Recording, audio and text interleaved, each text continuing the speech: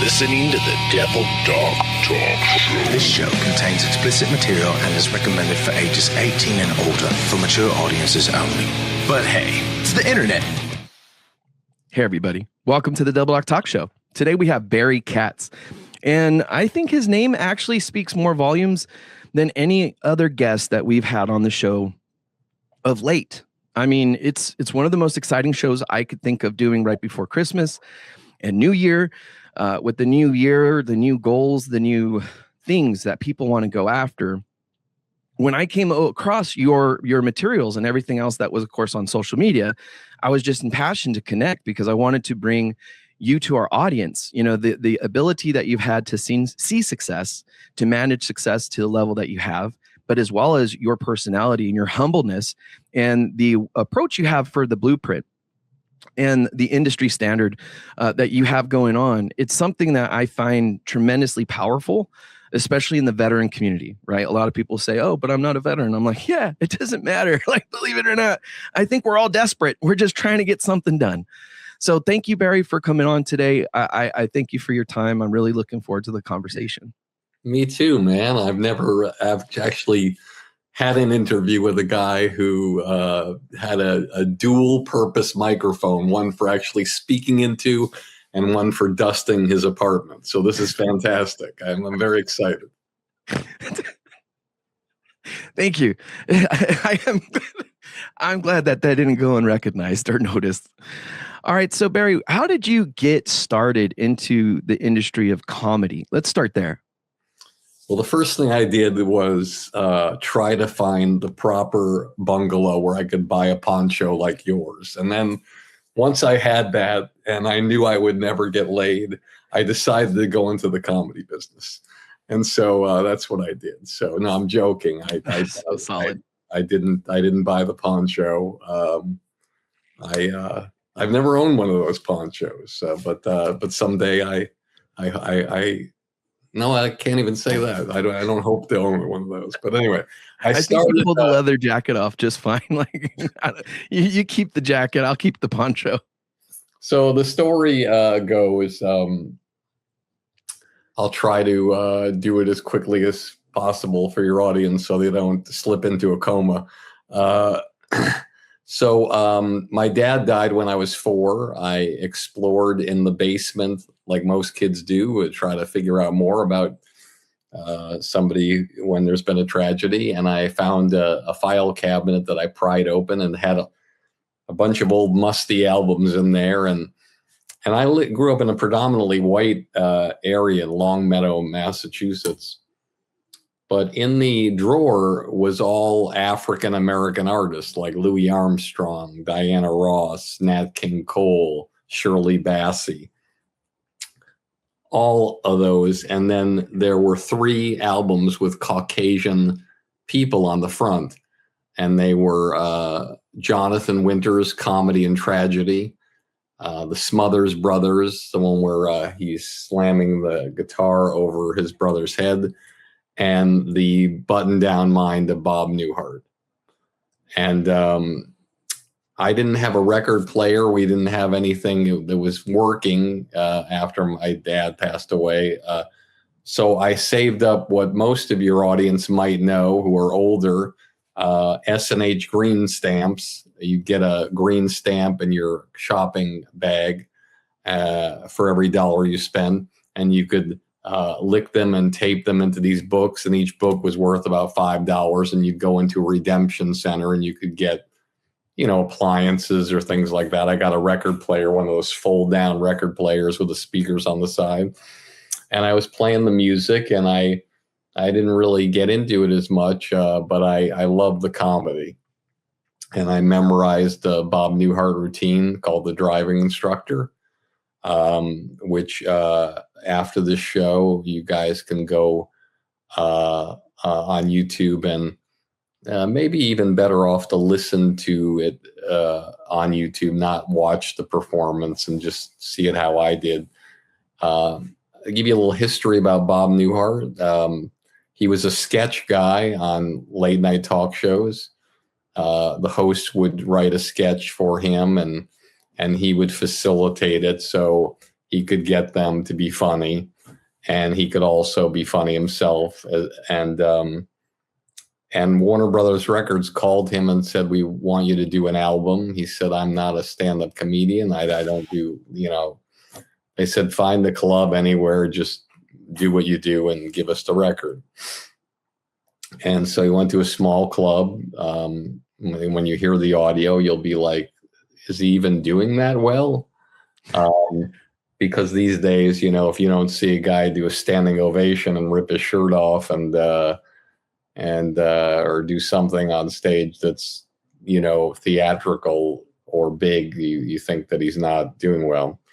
And so after the album got released, they called him and they said, "Bob, we're just calling you to let you know that your album's #1 in the country and the world." And it was Warner Brother Records' first gold record in their history in 1959. Wasn't music, it was comedy.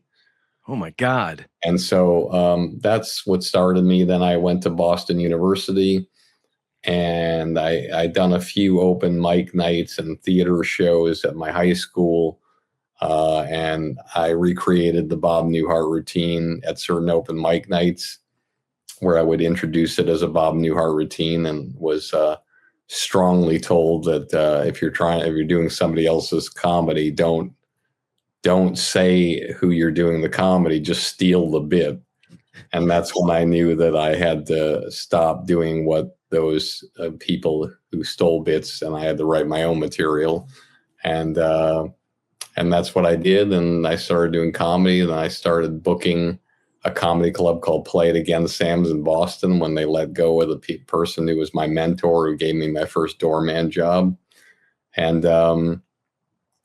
then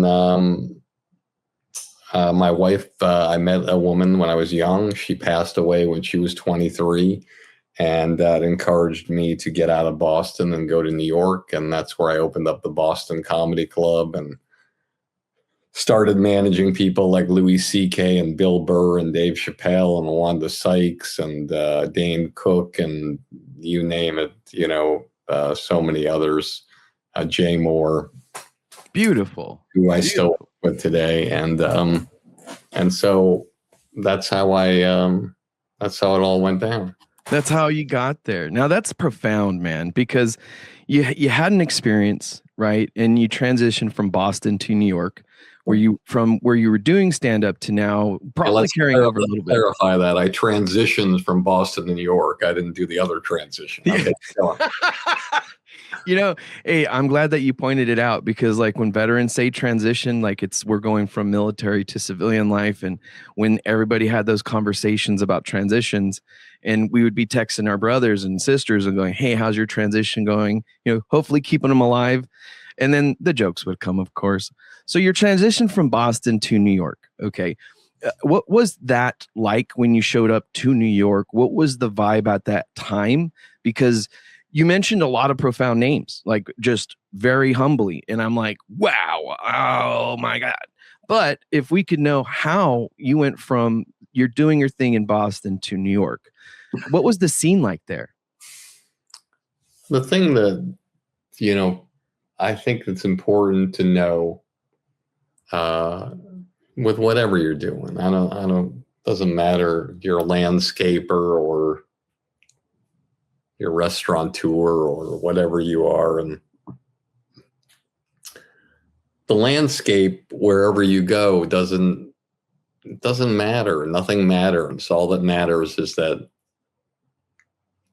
you have the mindset that you're going and you're going to make it happen and you're going to succeed.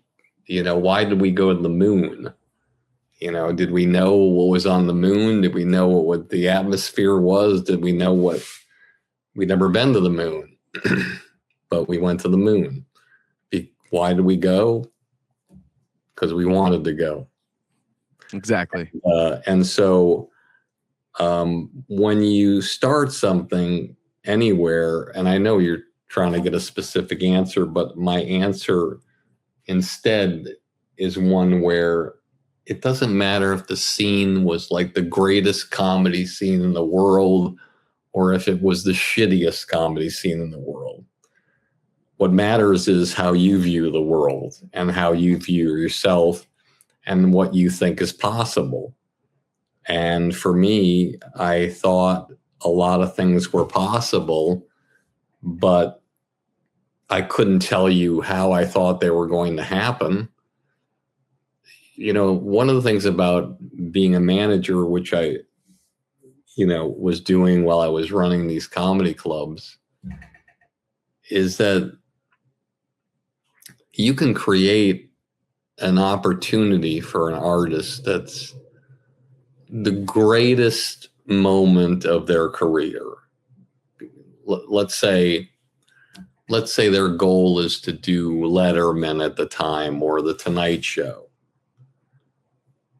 And you as a manager with your talent and their talent, you make it happen. And they're just beside themselves. But from a sheer business perspective, the amount of hours it takes to do something like that and get something like that going, if you just look at it from a business perspective, you're a fucking idiot because it pays $547.30. And, if you were to ever send a invoice to your artist for $54 and whatever, you'd look like a loser. How dare you commission me for $54, whatever, which you wouldn't even care, I don't think that would pay for your breakfast. Especially nowadays, yeah. So when you're in these things, in these situations, when you're going for something, you're going for the future. You're not going for the right now. Now, I know there's certain professions out there that would tell you, and rightfully so, that their professions are you go for the right now. Like if you're learning how to day trade, you're not looking towards, 10 years from now when you're day trading. You're just looking to just keep, going and making what you're making that day. And then the next day is the next challenge. But if you have somebody on Saturday Night Live, and I think I had 7 clients that I've represented who were on the show, they're making maybe they're making in the beginning $100,000 or whatever. I think I had 4 clients on Saturday Night Live, and I think the money that I made from their the work helping them to get the show and them being on the show, I think it might not even have paid for my New York office. So wow. So you don't, when you go for something, you don't go for it. At least this is my opinion. You don't go for it for what's going to happen now. You go for what you believe you can build for the future, what legacy you can build for the future that can help your business and your life grow. And we're on this podcast because I've worked with some really great artists. I believed in them. They believed in what I could do. I helped them with my talent go from wherever it was, a studio apartment or living at home with their mom, to millions of dollars and being household names, and that's exciting when you know that you can be a part of something like that. And I think, just speaking to your audience, you have to look at what your successes are before you start anything. There's always things that you've done in your life that were more successful than others. And you kind of got to look back and see what those were. I don't care if it's like you got the award in 7th grade for the best Spanish student. Well, that's an accomplishment. How did you do it? How did you make it happen? How did you beat, 137 other kids to get the award? And for me, after my wife passed away and I went to New York, I didn't pay any attention to the fact that the Comedy Cellar was 2 blocks away from me, and the Village Gate was around the corner, and the Duplex was down the street. And then there were clubs like the Blue Note right there. And I didn't think about that. All I thought about was it's 0-0. I found a club in Greenwich Village that will give me the opportunity to do my thing. They'll take the bar and the food, and I'll take the door, and let's see what can happen. Let's see what I can make happen. And it's not unlike anything like in network television, let's say, when I don't know, when Dave Letterman went to CBS and you already had the Tonight Show, so what's going to happen? Is the same audience? Is there only this amount of audience and they're going to fragment the audience? Or is there going to be a new audience that comes in? The answer is a little bit of both sometimes. And so I feel that I feel very blessed. I feel very humbled that I've had a chance to work with, people, let's say, like Chappelle for 8.5 years.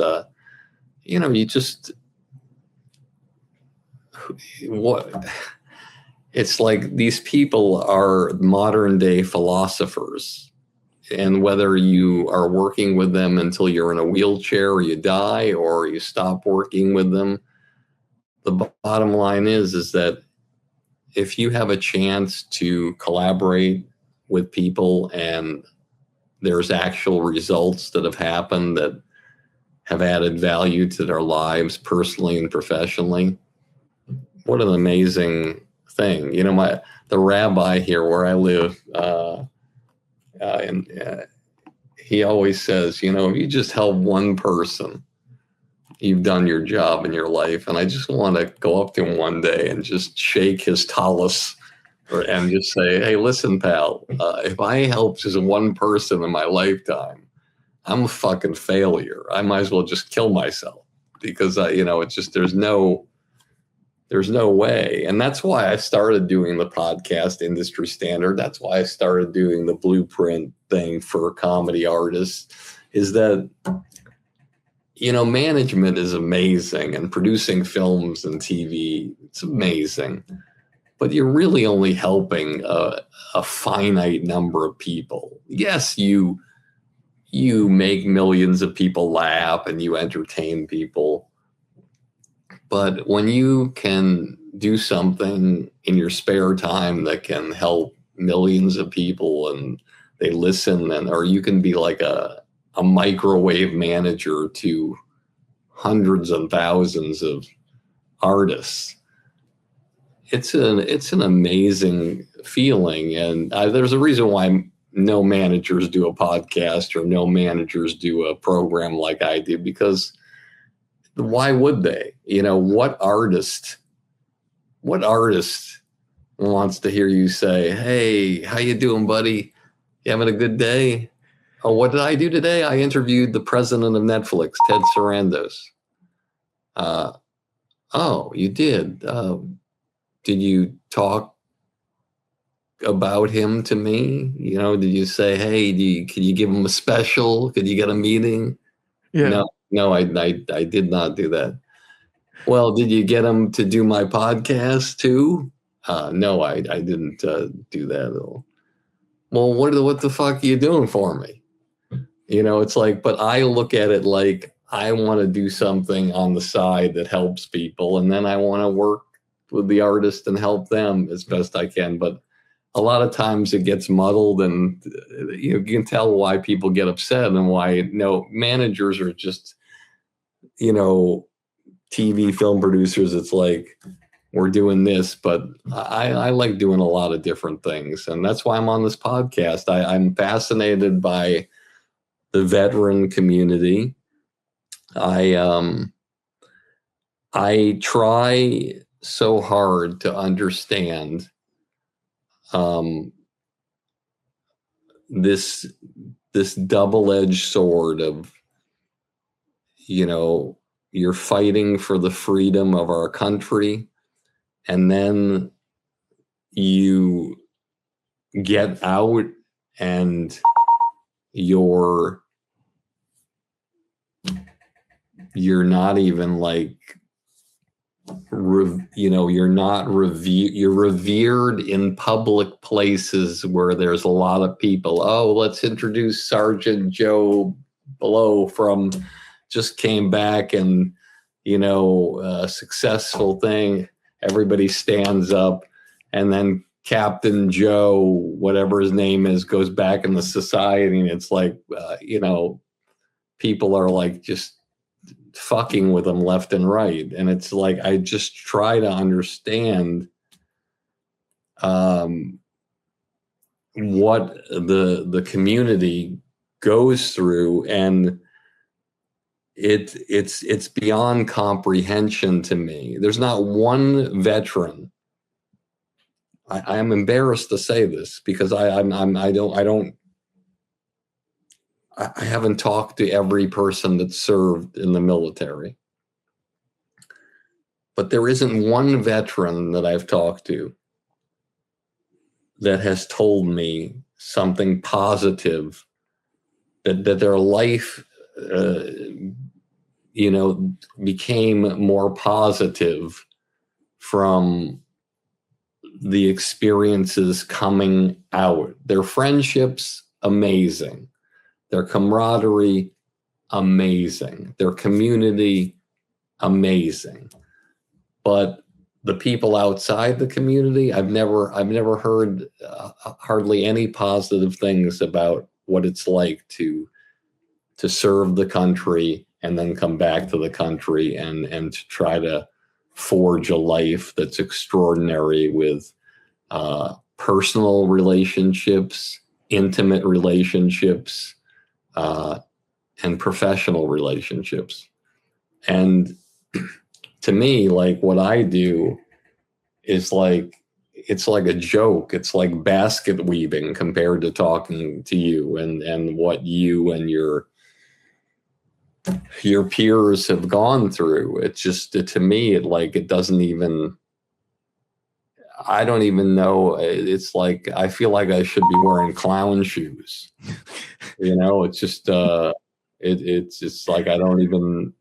No, but that's the most beautiful thing anybody can say is, in earnest, you support the community. And there's this observation, this profound observation and desire to bridge that gap between what it is we see commonly and know occurs, to, much like you've done for amazing people, like all those talents that you've managed, right? To where you're lifting them up higher from when you met them, right? When you're lifting somebody up the way that you've done, multiple times in ways that it takes so much effort, right?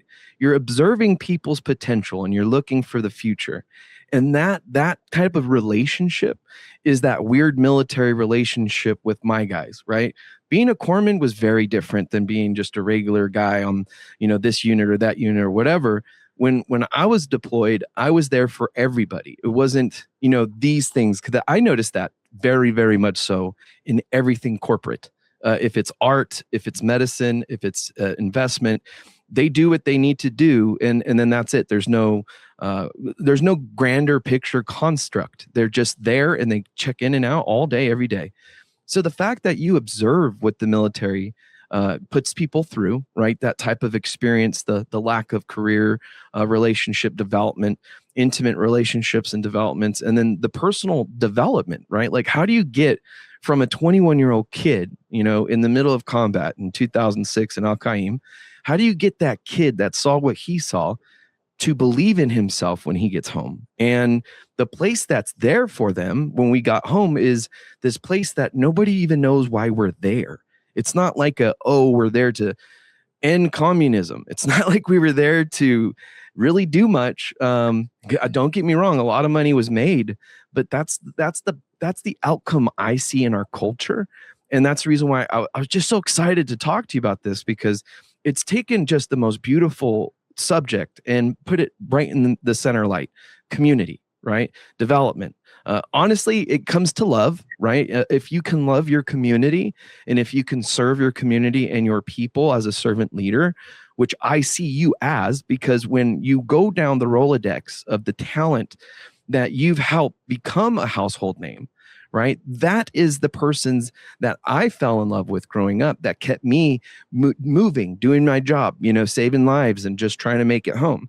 And it's the same type of love that I see nowadays, where you even mentioned it. You're doing a podcast, you're doing the blueprint, you're reflecting a very great set of tools and this masterful architectural mindset that you applied to create multitudes of benefits of wealth and happiness, because it's immeasurable. When we talk about art, we can sure shit say today, right? We watch a movie and, oh my God, that's great, wonderful. But in 10 to 30 years, where are we going as a nation, as a culture, as artists? Where are we doing, right?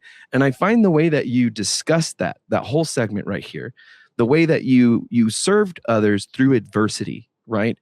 I laughed because you said you needed to put on clown shoes. And I go, no, sir, you do not. Okay. The way that you've created things is there's nothing all right, goofy about it. It's beautiful. Let's analyze that for a second. Yeah. Okay. So I do that. And granted, and your audience knows this, everywhere you go, no matter how much community you have, where there's a situation that involves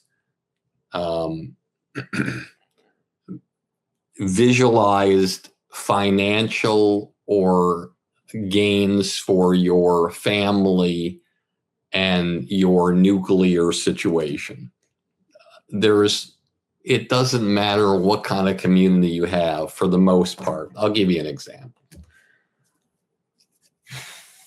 Let's say you get a job in your town at,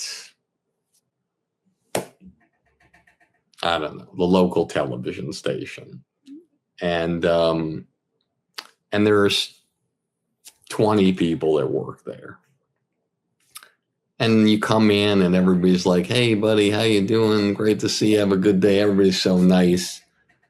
But if you were to ask somebody to do a confidential straw poll,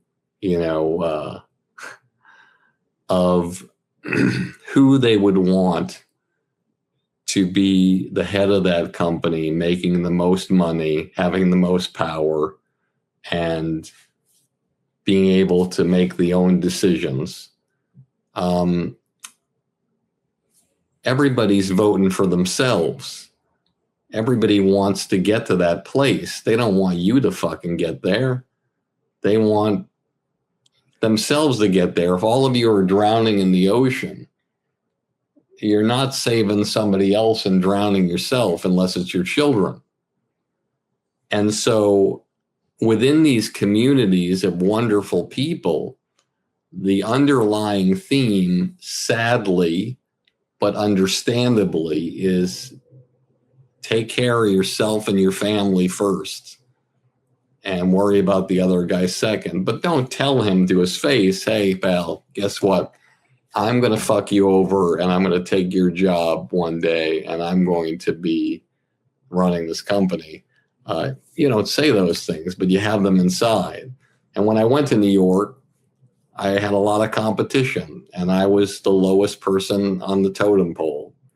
But I knew I was going to make a noise, or as Dane Cook would say when I worked with him, I'm going to make a noise so loud Hollywood will have to listen. And so that's what it's all about. And so, and if I could share this to your audience, I was thinking about this the other day when the Jake Paul, Anthony Joshua fight was on Netflix. And I thought to myself, all the people deciding whether they should spend the $19.99 to get a Netflix account if they hadn't had one. All right, I'm going to get it. I'll cancel it. I'll do whatever they decide. And there were 33 million people that watched that fight. Jeez. Now, I'm going to share with your audience something that it's common knowledge, but a lot of people don't understand that when they're doing things outside that's going to represent them or their business. No one spends the money because they want to see a draw. No one spends that money because they want to see a split decision. Nobody spends that money because they want to see a unanimous decision. They spend that money because they want to see a holy shit, I can't fucking believe that knockout that I just saw. And so for everybody watching or listening, whatever you do, don't go into anything accepting the fact that you're a draw or you're a split decision or you're a unanimous decision. I'll give you an example. You got a job at a pizza place. I don't know why I'm saying that. And you're the person at the front desk at the pizza place, whatever. And there's people who work there over and over in shifts. And, you know, there's 20 people that work there and you're rated the number 5 person at the pizza place. Well, fucking just why don't you just fucking quit? If you're, you know, you're there to take the trophy and everywhere you go, and not by a unanimous decision, but by a holy shit Mike Tyson knockout decision. Like it's undeniable that you're the best at what you do and how you do it. And if you can't be the best at what you do, you got to believe that you're the best and work towards that. Look, I know, I don't know any manager that can do the things that I can do. But I know a lot of managers that are extraordinary, tremendous. But I look at life like a decathlon. Okay, there's 10 events. So yeah, there's other people in my profession that might be better at certain things than me and then this and that. But when you average them all out, I have to believe that out of all the experiences there are in this crazy fucked up business, I've experienced almost everything. And I've been a part of almost anything. I mean, I'm not saying this to sounds, it's not meant to sound the way it's going to sound. I brought the roast back to television with Jeffrey Ross. I helped create social media for comedians for the first time with Dane Cook. I helped an artist have 2 top 5 Billboard comedy albums, you know, which had never been done in history. I'm not talking about comedy charts. I'm talking about Billboard charts. On the albums. I helped create a show for stand-up comedians in a competition format, which had never been done before, Last Comic Standing.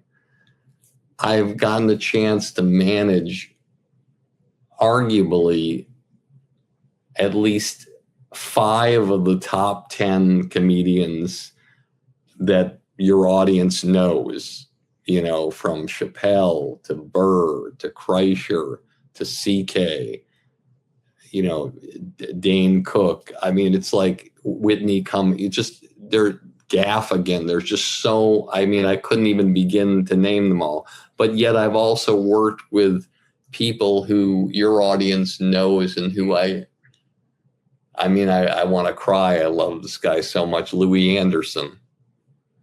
You know, so I've had a chance to work with everything. I've sat with Milton Berle, Richard Pryor. And so I know my place, but, you know, I also know that there's other people in this business that I do that are unbelievable. And I would expect them to stand tall and say that they are the best person at their craft with all conviction. And they would state their case. And probably after they stated their case, I would believe everything they said because they're great at what they do. And I've had friends, I've had friends who are managers. I'm not going to mention their names, but I will mention their name. So a guy named Rick Messina, he was a booking guy in New York City, used to book comedy clubs and one-nighters. And he started representing Tim Allen and Drew Carey.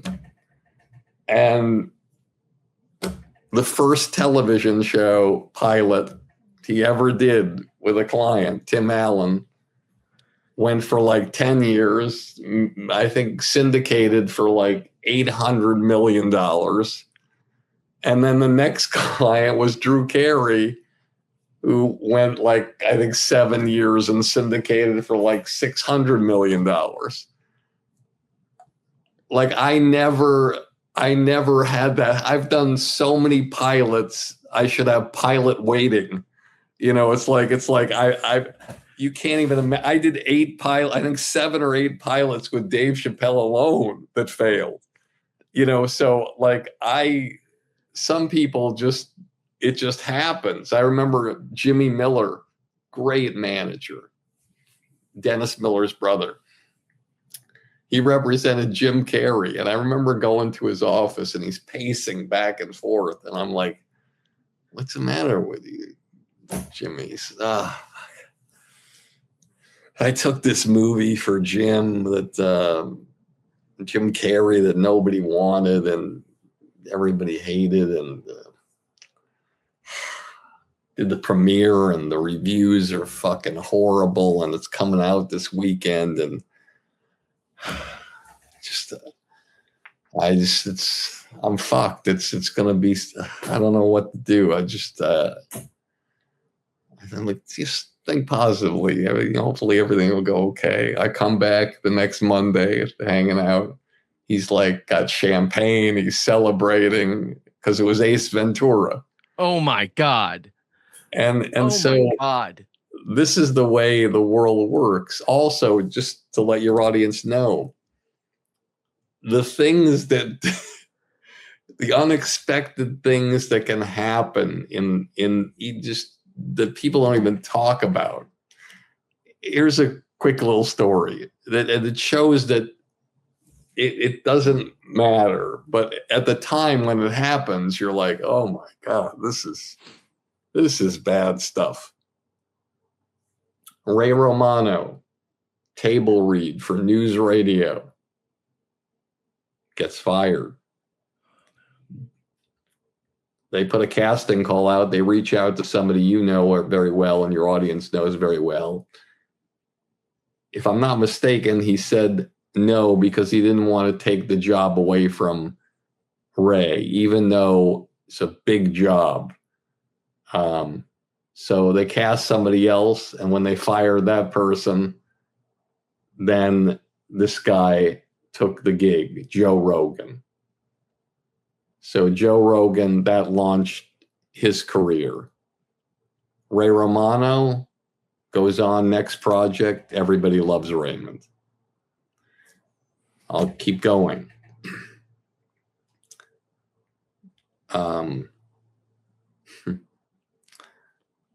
This is crazy. Jordan Peele has 4 episodes left of Mad TV.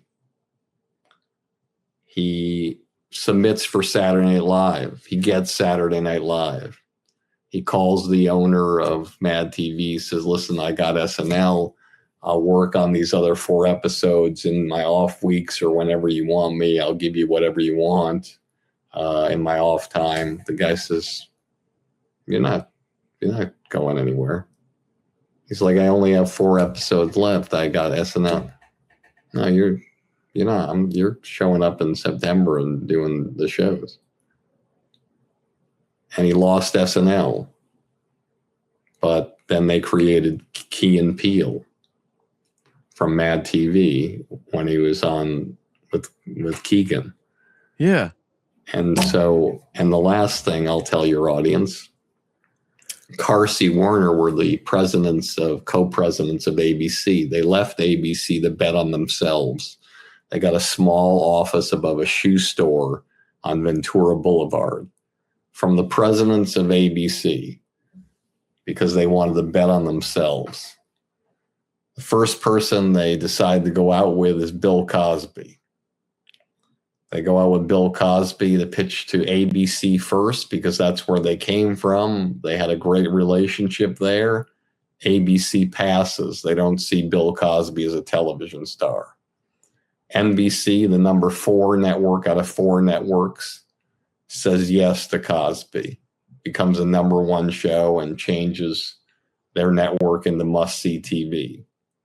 The next comedian Carsey Werner went out to was Roseanne. Now they bring Roseanne to NBC because they've got a relationship with NBC. NBC says to him, listen, we don't see her as a television star. ABC picks it up, it becomes a number 1 show and changes the trajectory of their network.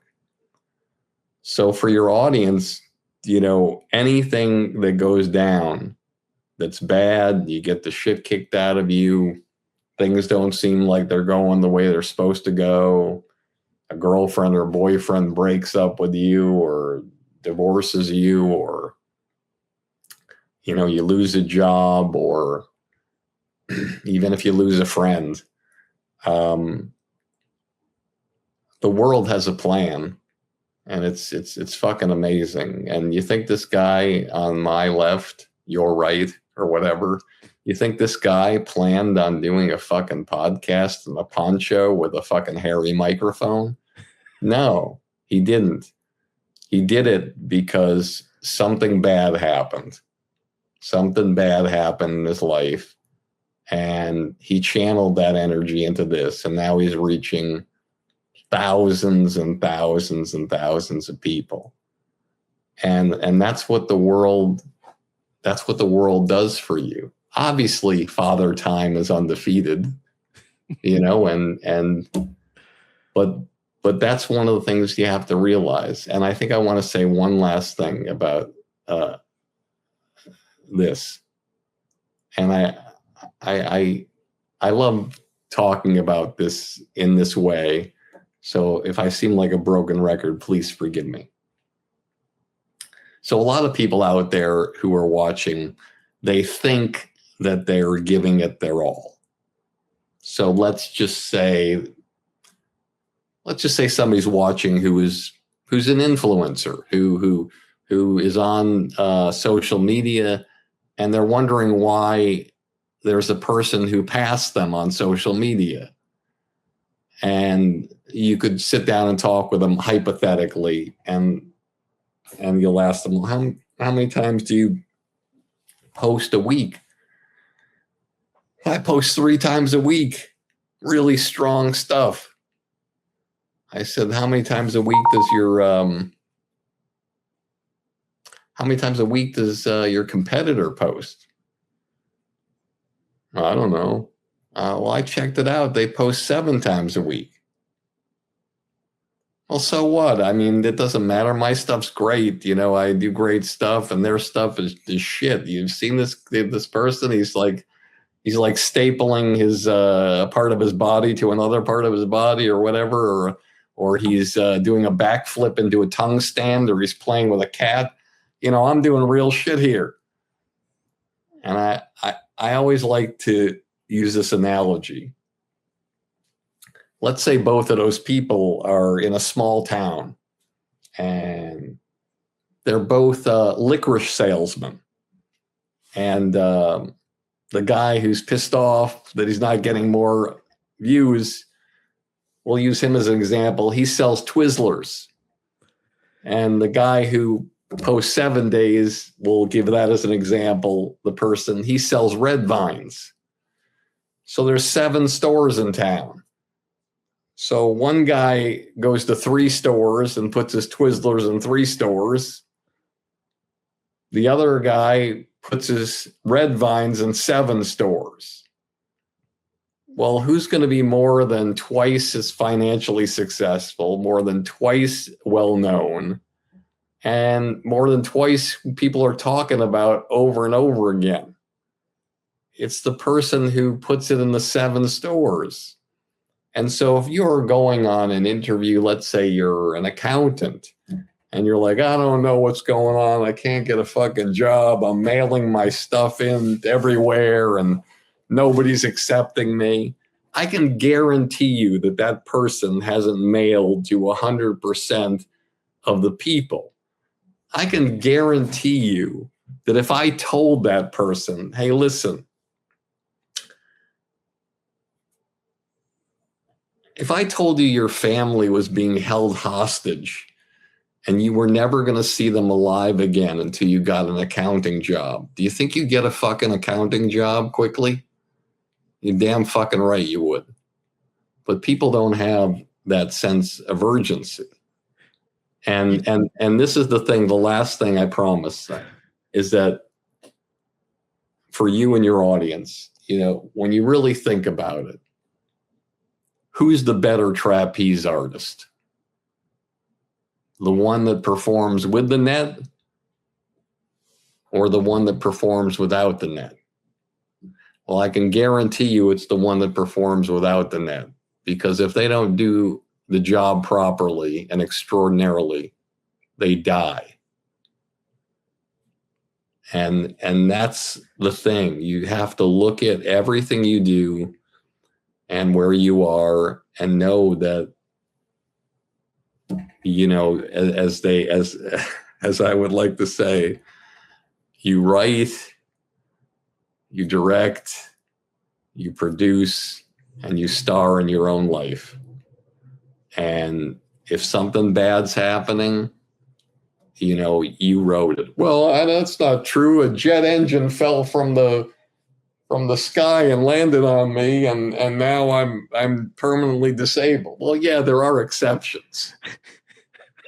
But, you know, it's like, you know, this is the thing that about, you know, the military that just I don't know. Like I honestly feel so conflicted, because it's like you sign up for the military, you're signing up to keep our country safe and free. But a country that spends more money on a ballroom than they do on taking care of the people that made it safe for you to build the ballroom.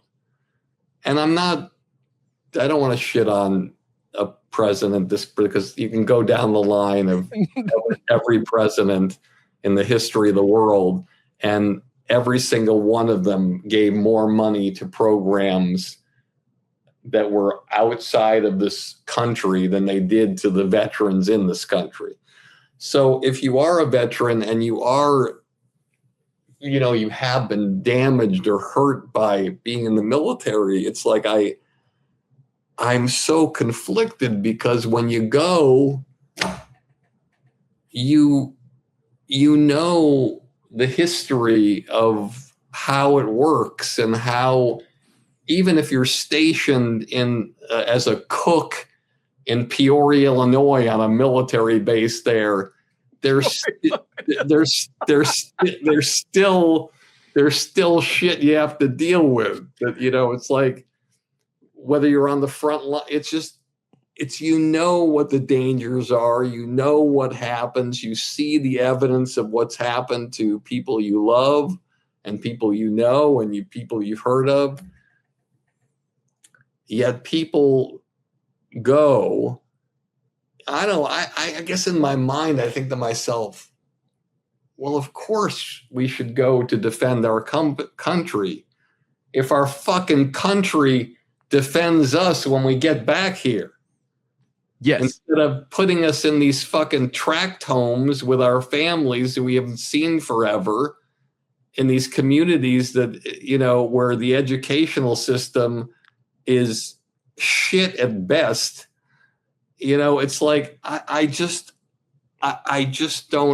don't understand. And I know the people who work in rehabilitative services and the VA hospitals, and I know they would probably come after me with some kind of firearm. But I'm not indicting them. I think though they're doing everything they can to make things better. But I just try to, it just, when you I don't see the outcome. I you wanted don't see the outcome. I wanted to do this so badly because we're all broken. It's just the extent of how much all of us are broken and how capable we are of fixing ourselves before the world takes us. And yes, I'm certainly, not all in one piece myself, mentally or whatever. But I don't know how much longer I have. No one does. But I just want to let you know that I have an enormous amount of respect for you and your community, and I just feel like I don't know. I just don't know what to feel. It's just this feeling you shouldn't. Christ, if I'm feeling hopeless and helpless, then I can imagine what the community is feeling and how I don't even, it's not even brought up in the, it's not even an issue in presidential elections. I'm just trying to understand. And I hope before I leave here, as a person who has had hundreds of thousands of conversations with veterans, I hope you can impart me with some wisdom and let me know what the prevailing thought process is of the community, of why every single government, it doesn't matter if it's a Republican government, a Democratic government, or, even if Ross Perot made it to office, what do they feel is the solution to being taken care of like gold when they come out, as opposed to be taken care of like some kind of copper penny that's been flattened by a railroad tracks? That's a profound perspective all the way around, right? I think the root causation is division fallacy, right? Where could you define division fallacy? Pretty well, actually, yes. It's where the assumed biases that we have are biasi, we have internally that we are anchored to, an us versus them, a tribal political mindset. And we are in the assumption that we don't have as much in common as we do, right? For a lot of people looking into the veteran community, it's a very outward looking in, and it's vice versa, right? Some veterans, they'll bite your head off the moment you call them a Marine when they're an Army soldier. And honestly, we're the worst of our own community towards each other. That crab trap that you were describing earlier about people lifting each other up and becoming better together. But at the same time, there's these alternate archetypes, okay, that usually is phasal, right? They kind of grow in and out of these things where the maturity is usually correspondent to how they serve themselves, their God, or their families. And it comes from a status pursuit, not necessarily an outcome pursuit, right?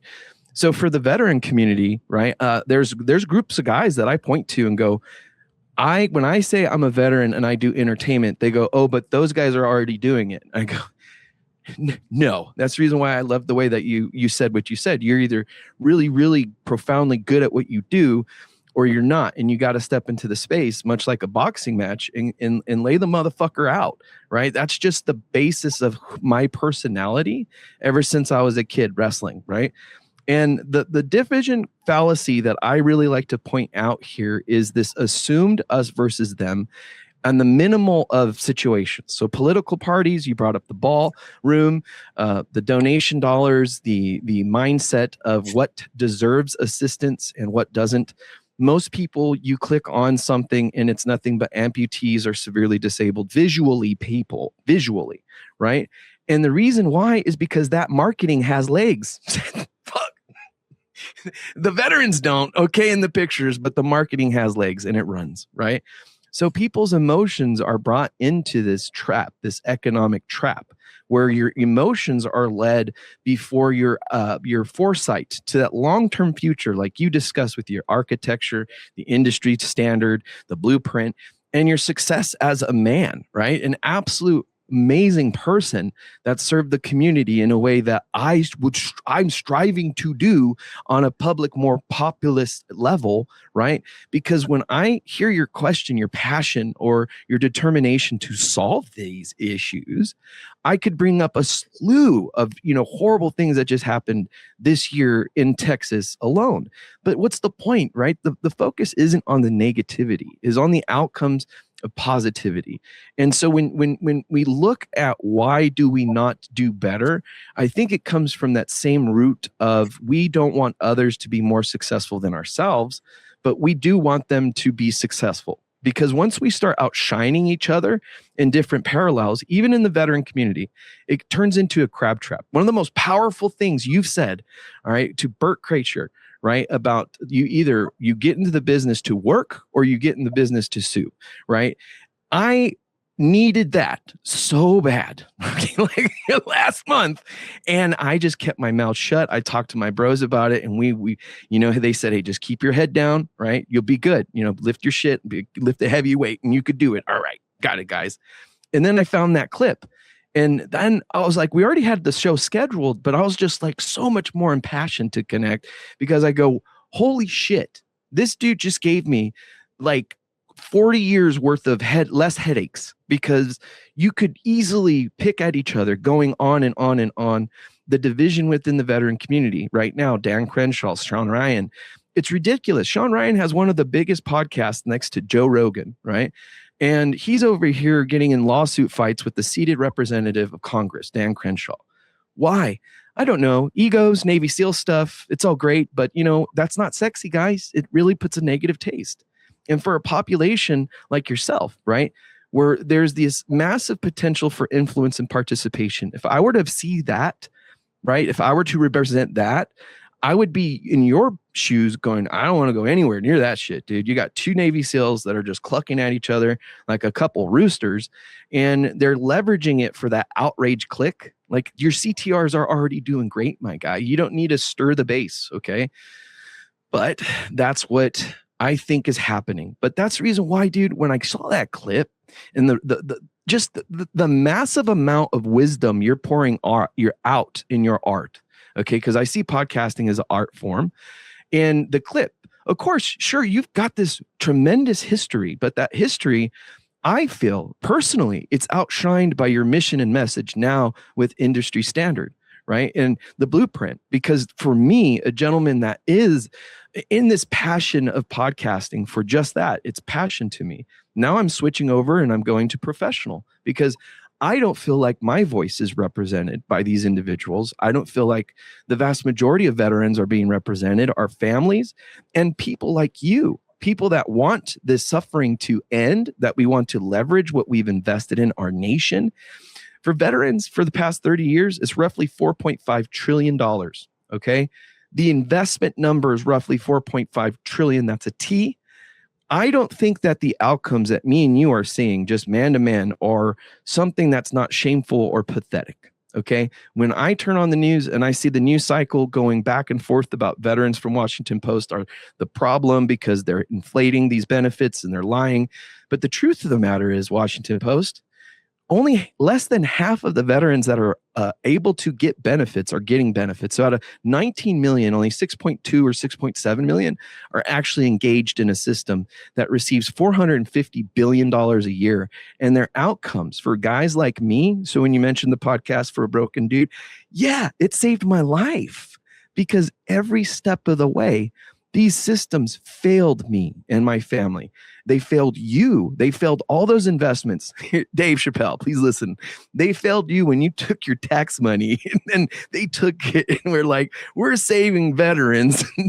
No, they're actually causing a statistic of 6,400 a year. That's 6,400 lives lost. And the solution, I believe we discussed it very profoundly. Find that positive thing, okay? Work on it. Get out there, put out the show, be undeniable, right? That's the power that, to answer your question in kind of the same way with profound wisdom that you've provided us, is we have to do the heavy lifting together and in front of each other to kind of keep people in check. And these systems in the people that are benefiting from it right now, I like to bring up Dakota Meyer a lot because he is a Medal Honor recipient. And I feel like he's fallen flat on his face, representing what that medal means, what valor means, what distinction means, and to serve your country as a good steward. Right? Being that man, that humble servant that lifts people up. You should never be calling anybody that commits suicide a coward, period. But that is what is being, in my eyes, being propped up as that next carrot for the community to dangle. Oh, well, you're judging others. Yeah, but hey, you're a Christian. Yeah, okay, hold on. Can we pump two types of brakes? Can we get the engine brake and the brake to go? Because let me just get this out. If the nation's pouring their heart and souls out to the veteran community every year in the sum of $450 billion, forced taxed removal of food that could be going into people's mouths, and nonprofit dollars of upward to $600 million. These are the people that are investing in people like my lives to get me my wheelchair, to get me my ramps and stuff that I need in my home, right? But the VA can't even do that. Why? Because they're so incompetent, and it was by design. You got to keep in mind, dude, the VA didn't start out as this hearts and minds shit, okay? And that's kind of the con that they've been able to pull off. It's an insurance company. So just like any insurance company, CalPERS, ManPERS, or whatever, the whole state, whatever state agency you're in, SSDI, go apply for something. They won't tell you that it's deny until they die. But their marketing is, we're here to help you. What I'm saying is we're caught in between the two. And gentlemen like yourselves, that I know you suffer watching people like me suffer, because I suffer watching people like you suffer, because we're people. And I want us to be people together. And I want the world to be better in the sense of, when I close my eyes at night, I want to know I put 100%, because that's all I got, into everything I did that day. Whether it be a joke to write up, or whether it be a partnership to work out, or an event to work out, or 10 podcasts a week, which was insane, but I did it, right? And all of those challenging parts, that's what I find, that when you discuss your industry standard podcast, and when you discuss your path, your trajectory to this massive success mountain, I don't feel that the world treats people like you the way you deserve. And that's my mission and message, is to get the same love that we gave Dave Chappelle, we give to Bill Burr, we give to Whitney Cummings, all these amazing people, the managers, the people that saw talent within you, the people that you have around you now. The world is suffering together, because we see things like presidents making poor decisions, or saying, if you don't follow orders, it's sedition. And it stirs the emotion within us because we care. I don't think Americans are known for anything else besides people with emotions. Okay, you can ask France, they're going to say, oh, we're too hyper emotional, we're violent. You can ask Africa, we're too hyper emotional, we're violent.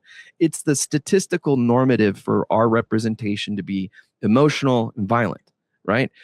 What can I do with that? Also being the man that's grown through that in the past 15 years.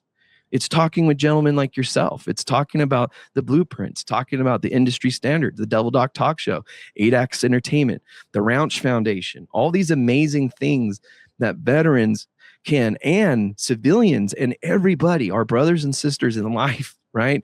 We can dedicate ourselves to the same way that you've had, and the same way that you've brought love and compassion and empathy and wisdom into our homes, by seeing that profound talent in these people that we discuss. Because to me, you are what it is that I wish to become, in the sense of helping the veteran community, right?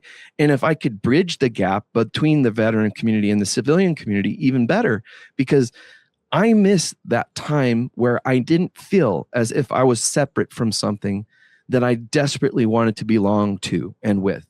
And that's the sensation I think we all feel in the United States right now. It's not just a veteran issue. It's not just a comedian's issue. It's not just that I'm a broken or I can't stand up or I can stand up. It's a dude. Everybody's going through it, right? We've been through this plenty of times. It's a cycle, right? If you can, save up. But if you can get out there and you can participate and you guys, we can communicate and articulate options and solutions and get involved from the ground up, but also from the top down. We need that middle meeting here because I think we're too far down for people up here to reach what we need to be doing. And I think they're too far up for the people that's really down on the ground to reach to get up. It's one of those horrible situations, but I see profound potential in it. And like I said, Barry, I'm so profoundly just inspired by our conversations today. And I kind of want to turn it back over to you for our shout outs and last comments and words, because I just feel one, dude, thank you, right? Number one. But two, you're the type of man and mindset that I feel this world needs desperately, to not just think of or emulate, but to put in a position where we illuminate it, where it's understood. And there's reasons, because this whole, I want to be a billionaire, a trillionaire, you turn into a piece of shit when you forget about humanity, when you're pursuing those things, guys. Okay. We can't keep doing that. We can't keep rewarding the same things that have maintained the status quo to the point where veterans are killing themselves at 6,400 a year because they don't see any hope. Like you said, imagine now the civilian population. Okay. If I look up to the guys before I got into the military, I look up to, Dave Chappelle and gentlemen like that when I, got into entertainment, because when you think about something to grow from, that's a great spot. But the truth of that is that these gentlemen, these military people, are suffering the exact same way, and we're doing as good as we can. Now, this is that moment where I think we can really bridge that gap in a way where everybody, instead of survives, we start thriving. And that's where I really see it going. So turning it over to you, Bit, any shout outs, anything, gold nuggets of wisdom, because I'm just like eating it up. Well, I just, I truly feel like you gave all the gold nuggets. I was just, I'm like a speck of clay on the floor compared to you. So I just want to say that to anybody listening, there's take as much or as little from this as you want, and use it to your advantage. And the possibilities are endless. And it's weird as when you raise your kids, for those of you who have them, you always think to yourself, I want everything to be perfect for them. I don't want them to have any pain. Don't want them to break a limb. I don't want any person to break their heart. I just want everything perfect for them. But through your experiences that if you get what you wish for, your kids will be ordinary. And that your kids have to suffer pain and anguish and difficulty and uncertainty. And the more pain that they deal with in their lives, the more extraordinary they're going to be. And so it's a weird paradox that we have going through our lives. But we can all look at the history of what we've been through and what other people have been through and what makes them great. And I only hope that somebody comes to the forefront for the people, the veterans who came forward, like Martin Luther King, or came through for the civil rights movement, or, even, whether you believe in him or you believe on the other side, like Charlie Kirk or anybody, we can all look at each person and be like, find things that can really are disturbing on all fronts, probably, about everything that happened within every movement there's been in this country. And you could name so many of them. They're countless. But I think the one thing that everybody can agree upon in the world is somebody has to step forward and fight for what they believe in. If it's divisive, it's divisive. If it's not, it's not. But for the military, I think that, in my mind, and I could be wrong, but there hasn't been that person to come forward and on that platform and make that noise that's so loud that everyone has to listen and take note. It's like we look at, and I don't think it was one person with the Jeffrey Epstein thing. This is a great example with that, where, and it really opened up my mind a lot, because, and I don't want to get into the horror of the subject matter, only the way that results are getting made is not from one leader. It's one of the few times that you notice where it's like a collective group of like hundreds of, maybe it's not hundreds that are within that like community of victims. Maybe it is hundreds. I don't know for sure, but all of them together created a strong enough kind of, JFK, Martin Luther King, Charlie Kirk, even if you want to mention Trump or whatever, people who come from nowhere, and whether you can't stand them or you love them, you're like, didn't that guy wasn't he just at a conference table in front of a studio audience saying you're fired?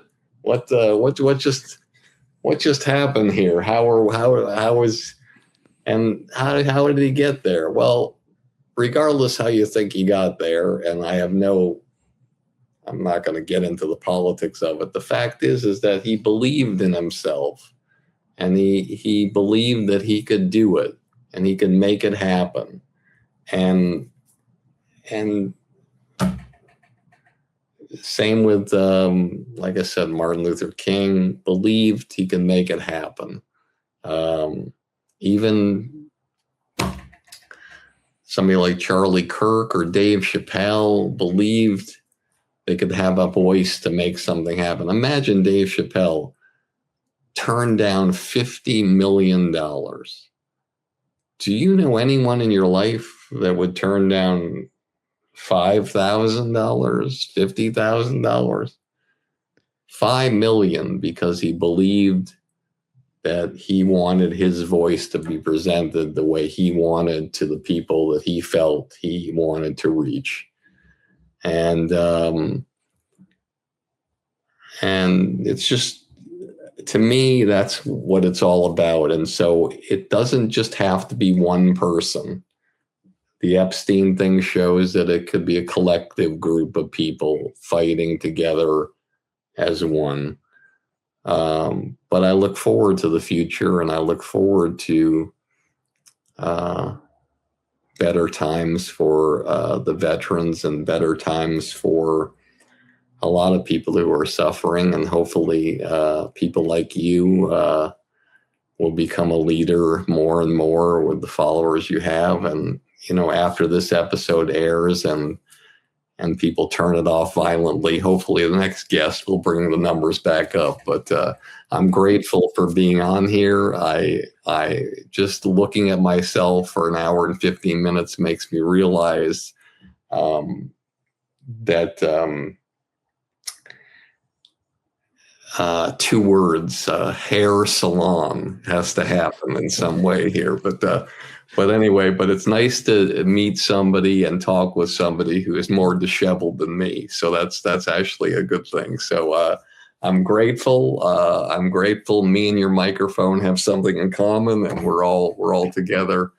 Thank you so much for having me on, and I'm really grateful. Anybody wants to reach me, you can do so on my website, barrykatz.com, or Instagram at Barry Katz.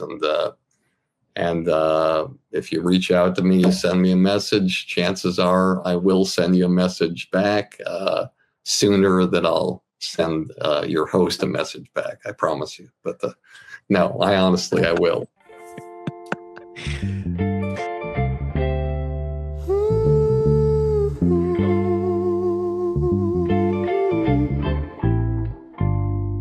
In a blink, the stars could fade. What we call life, a fleeting parade. But my love, it won't decay. Beyond my words, beyond my fear, through every shadow I'll be near.